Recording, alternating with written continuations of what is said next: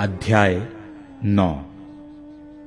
तब अय्यूब ने कहा, मैं निश्चय जानता हूं कि बात ऐसी ही है, परंतु मनुष्य परमेश्वर की दृष्टि में कैसे धर्मी ठहर सकता है? चाहे वह उससे मुकद्दमा लड़ना भी चाहे तो भी मनुष्य 1000 बातों में से एक का भी उत्तर ना दे सकेगा। वह बुद्धिमान और अति सामर्थी है। उसके विरोध में हठ करके कौन कभी प्रबल हुआ है? वह तो पर्वतों को अचानक हटा देता है और उन्हें पता भी नहीं चलता। वह क्रोध में आकर उन्हें उलट पुलट कर देता है। वह पृथ्वी को हिलाकर उसके स्थान से अलग करता है और उसके खंभे कांपने लगते हैं। उसकी आज्ञा बिना सूर्य उदय होता ही नहीं और वह तारों पर मोहर लगाता है।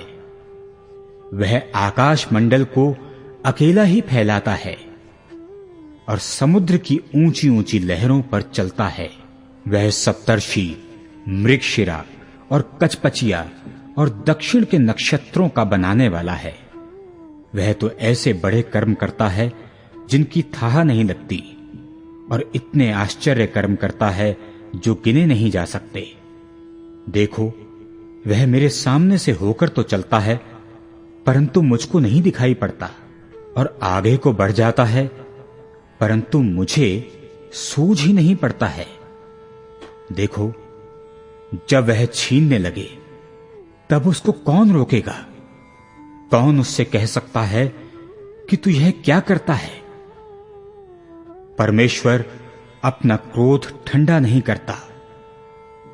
अभिमानी के सहायकों को उसके पांव तले झुकना पड़ता है। फिर मैं क्या हूं जो उसे उत्तर दूं और बातें छांट छांट कर उससे विवाद करूं? चाहे मैं निर्दोष भी होता तो भी उसको उत्तर ना दे सकता।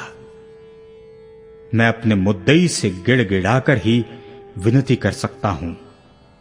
चाहे मेरे पुकारने से वह उत्तर भी देता तो भी मैं इस बात की प्रतीति ना करता कि वह मेरी बात सुनता है। वह आंधी चलाकर मुझे तोड़ डालता और बिना कारण मेरे चोट पर चोट लगाता है। वह मुझे सांस भी लेने नहीं देता और मुझे कड़वाहट से भरता है। जो सामर्थ्य की चर्चा हो तो देखो, वह बलवान है, और यदि न्याय की चर्चा हो तो वह कहेगा, मुझसे कौन मुकद्दमा लड़ेगा? चाहे मैं निर्दोष ही क्यों ना हूं, परंतु अपने ही मुंह से दोषी ठहरूंगा। खरा होने पर भी वह मुझे कुटिल ठहराएगा। मैं खरा तो हूं परंतु अपना भेद नहीं जानता। अपने जीवन से मुझे घृणा आती है। बात तो एक ही है। इससे मैं यह कहता हूं कि परमेश्वर खरे और दुष्ट दोनों का नाश करता है। जब लोग विपत्ति से अचानक मरने लगते हैं तब वह निर्दोष लोगों के जांचे जाने पर हंसता है। देश दुष्टों के हाथ में दिया गया है। वह उसके न्यायियों की आंखों को बंद कर देता है। इसका करने वाला वही ना हो तो कौन है? मेरे दिन हर कार्य से भी अधिक वेग से चले जाते हैं। वे भागे जाते हैं और उनको कल्याण कुछ भी दिखाई नहीं देता। वे तेजी से सरकंडों की नावों के समान चले जाते हैं या अहेर पर झपटते हुए उकाब के समान। जो मैं कहूं, मैं विलाप करना भूल जाऊंगा और उदासी छोड़कर अपना मन प्रफुल्लित कर लूंगा, तो मैं अपने सब दुखों से डरता हूं। मैं तो जानता हूं कि तू मुझे निर्दोष न ठहराएगा। मैं तो दोषी ठहरूंगा, फिर व्यर्थ क्यों परिश्रम करूं? चाहे मैं हिम से स्नान करूं और अपने हाथ खार से निर्मल करूं, तो भी तू मुझे गड्ढे में डाल ही देगा और मेरे वस्त्र भी मुझसे घृणा करेंगे, क्योंकि वह मेरे तुल्य मनुष्य नहीं है कि मैं उससे वाद विवाद कर सकूं और हम दोनों एक दूसरे से मुकद्दमा लड़ सकें। हम दोनों के बीच कोई बिचवई नहीं है जो हम दोनों पर अपना हाथ रखे।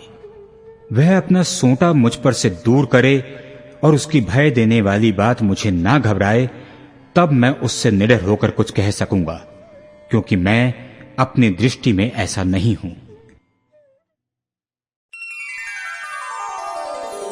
अध्याय 10।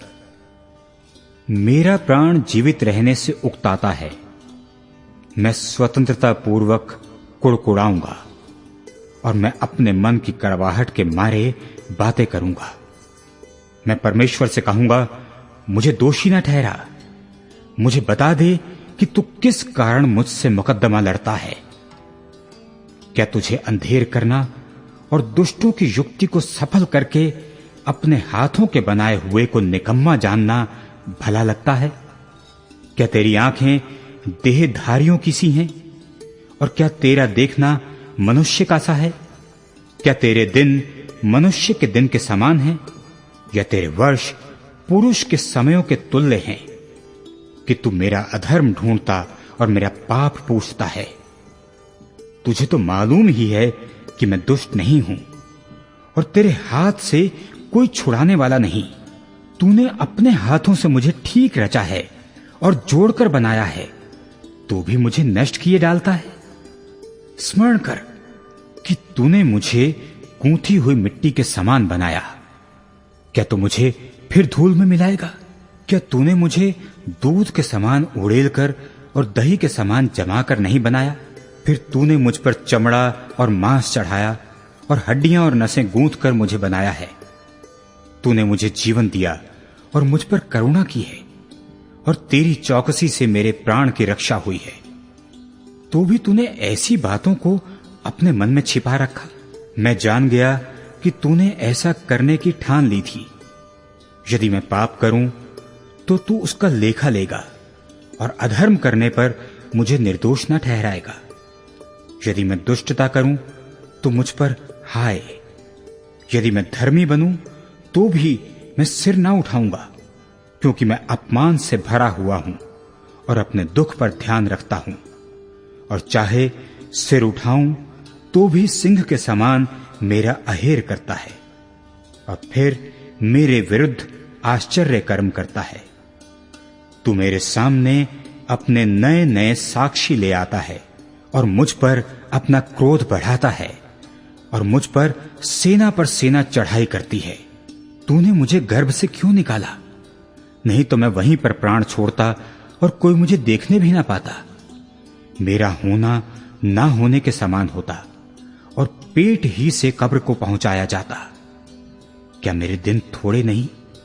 मुझे छोड़ दे और मेरी ओर से मुंह फेर ले कि मेरा मन थोड़ा शांत हो जाए, इससे पहले कि मैं वहां जाऊं जहां से फिर ना लौटूंगा, अर्थात अंधियारे और घोर अंधकार के देश में, जहां अंधकार ही अंधकार है और मृत्यु के अंधकार का देश जिसमें सब कुछ गड़बड़ है, और जहां प्रकाश भी ऐसा है जैसा अंधकार।